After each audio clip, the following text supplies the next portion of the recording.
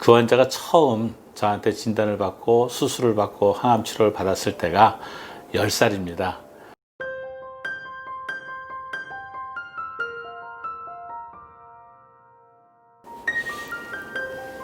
안녕하세요. 일산차병원 부인종양센터에서 근무하고 있는 이기현입니다.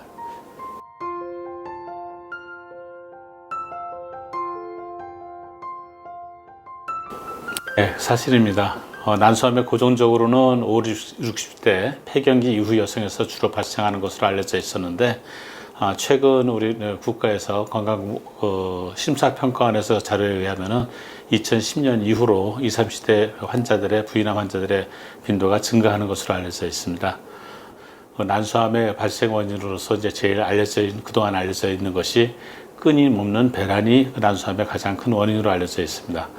그래서 우리가 이제 최근에 영양 상태가 개선됨으로 해서 초경 연령이 빨라지고 또 폐경 연령도 좀 지연되면서 상대적으로 배란되는 횟수가 많고, 또 사회적인 분위기에서 결혼을 기피하고 또 출산을 기피하고 출산력도 굉장히 줄어들었으면서 모유수의 경향이 굉장히 줄어들었기 때문에 상대적으로 배란을 하는 횟수가 많아짐에 따라서 난소암의 위험도가 증가하는 것으로서 알려질 수 있습니다.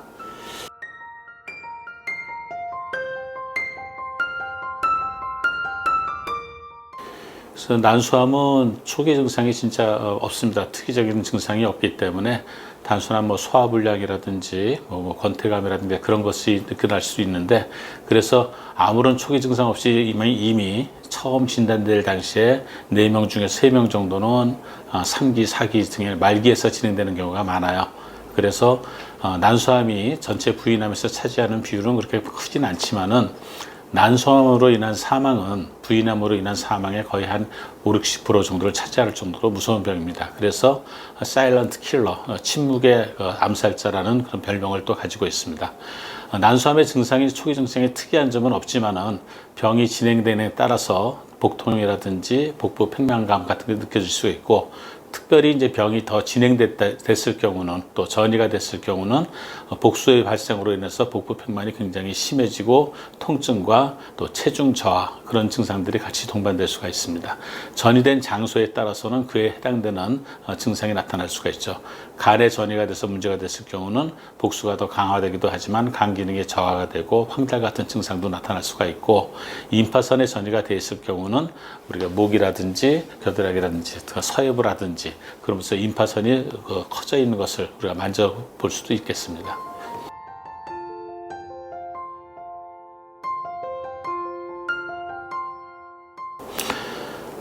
자궁 경부암 같은 경우는 오랜 시간에 걸쳐서 전암 단계에 거치기 때문에 우리가 아무 증상이 없어도 정기적으로 검사만 규칙적으로 한다면은 암으로 진행되기 전 단계에서 발견해서 암을 예방하는 그런 효과도 있습니다. 그렇지만 난소암은 우리가 알려진 만큼 그렇게 전암 단계가 규명되어 있지 않기 때문에 일반인들을 대상으로 해서 조기 검진을 위한 그런 방법이 아직은 구체적으로 확립된 것은 없습니다. 다만 난소암의 고위험군들이 있죠. 고위험 인자들을 가지고 계신 분들에 대해서는 우리가 이제 6개월에 한 번씩 정기적으로 골반 진찰을 통해서 종괴의 촉진을 알 수가 있고, 또 초음파 검사를 통해서 양쪽 난소의 상태를 파악할 수가 있으며, 또 혈액으로 시행하는 종양 표지자 검사, 대표적으로 CA125 검사 등이 있는데, 그런 것들을 통해서 난소암의 선별 검사로서 대체할 수는 있습니다. 그리고 이런 것들이 더욱더 의미가 있는 것은, 아직까지 이제 가족력은, 가족 중에서 난소암의 환자가 있는 경우는 그런 가족력은 현재까지로 알려져 있는 바와 같이 바로는 가장 일관성 있고 의미 있는 난소암의 위험인자로 알려져 있습니다. 약 5 내지 10% 정도에서는 유전성으로 생기는 난소암이 있기 때문에 가족분들 중에, 특히나 일촌 이내의 가족들 중에 난소암이나 유방암 환자가 있었던 경우에는 정기적으로 검사를 하시면서 골반 진찰, 그다음에 CA125 혈액 검사, 그다음에 질 초음파 검사를 통해서 우리가 정기적인 추적 검사를 하는 것이 중요하다고 보겠습니다.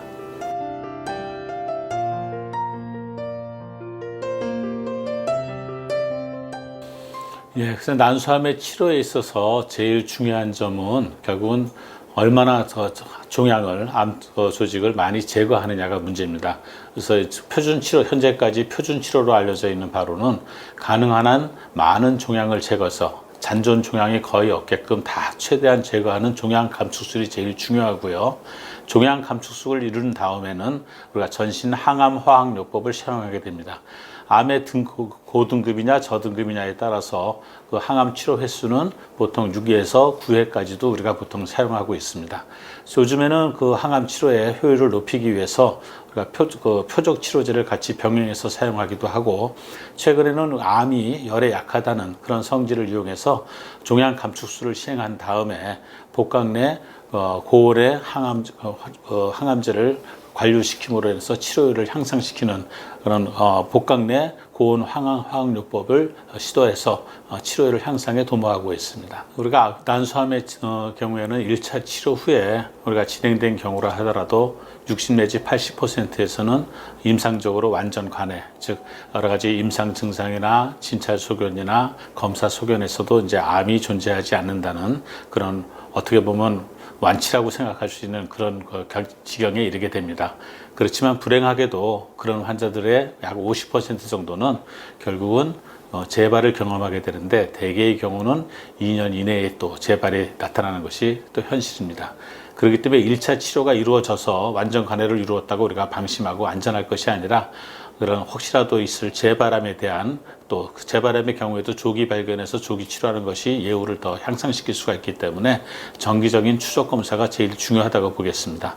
그래서 정기적인 추적 검사는 일정한 기간에 3개월이나 그런 일정 기간을 통해서 우리가 골반 진찰이라든지 CA125 같은 종양 표지자 추적 검사, 그 다음에 우리가 CT라든가 MRI, PET 같이 영상 진단을 통해서 우리가 진찰로서 알아낼 수 없는 그런 다른 장기라든가 임파선이라든가 그런 미세 부분의 재발 내지는 전이성 병변을 같이 찾고자 하는, 또 재발을 확인하고자 하는 그런 노력이 중요하다고 보겠습니다.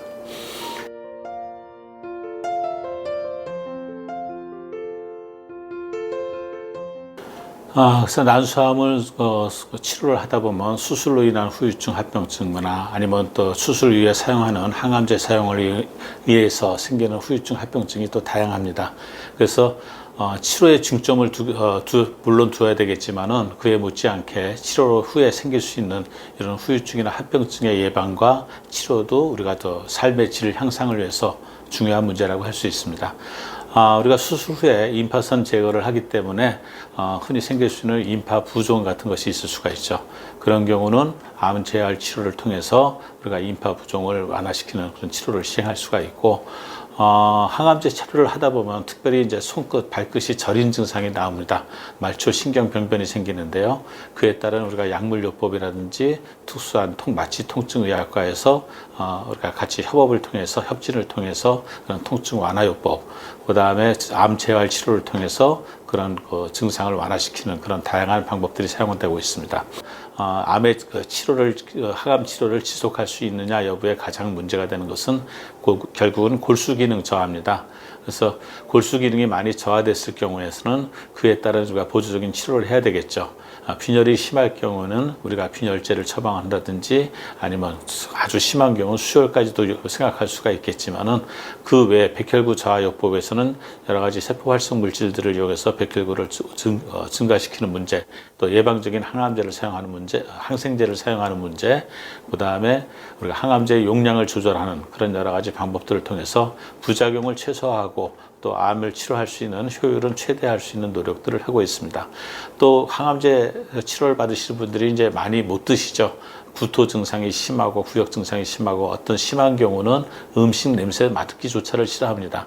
그런 경우에 이제 우리가 영양 상태라든가 수분 전해질 균형도 우리가 간과할 수 없는 그런 맞춰줘야 되는, 우리가 케어를 해줘야 되는 그런 부분이라고 볼 수 있습니다.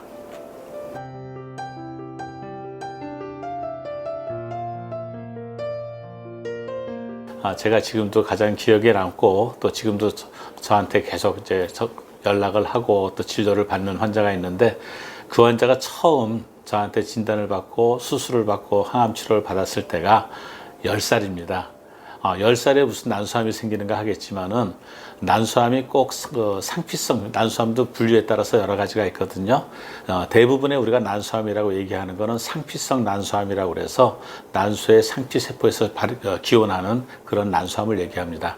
그렇지만 상당 부분에서는 생식세포에서 생기는 악성 생식세포 종양이 있습니다. 대개 이런 경우는 이제 어린 나이층, 젊은 연령층에서 많이 생기기 때문에 특별히 이 사람들에 대해서는 우리가 앞으로 또 가입력도 보존해야 되는 문제가 있기 때문에 더 신경을 쓰고 치료를 해야 되는데요. 이 10살 된 아기는 그냥 아랫배가 또 더부룩하고 소화 안 되는 것 같고 그냥 뭐가 뚱뚱하게 배가 나오는 것 같으니까 그냥 다이어트 한다고 또 그렇게 열심히 노력만 했답니다. 그런데 그것이 뭐 다이어트를 안만 해도 그것이 개선되는 게 없으니까 그때 이제 병원으로 오게 됐는데 굉장히 큰 종양이 발견됐었고 여러 가지 정황으로 봤을 때 혈액 검사라든가 통해서 봤을 때 난소의 생식세포에서 생기는 악성 종양이 의심됐기 때문에 다행히 성공적인 수술과 항암제 치료를 마치고 지금은 이제 결혼해서 아기도 잘 낳고 있습니다. 잘 생활하고 있고 그 친구가 지금 싱가포르에 살고 있는데 1년에 2번씩은 꼭 진찰 받으러 와요. 근데 그때 항암 치료 받았을 당시에 10살짜리가 항암 치료 받을 때마다 맞기 싫다고 막 울고 그랬을 때 초콜릿 사백에 가면서 달래가면서 이제 주사를 맞고 그랬었는데 지금은 그 초콜릿 갖겠다고 한국에 올 때마다 저한테 초콜릿을 가져다 줍니다. 그래서 같이 옛날 얘기하면서 웃고 지내는 그런 좋은 기억도 있습니다.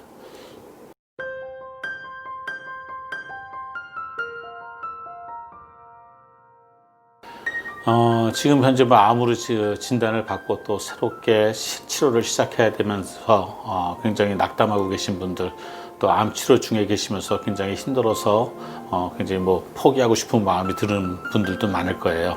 그렇지만은 그 과거와 달리 여러 가지 지금 암에 대한 치료법이 개발되고 발전됨에 따라서 치료율도 많이 향상되고 있습니다.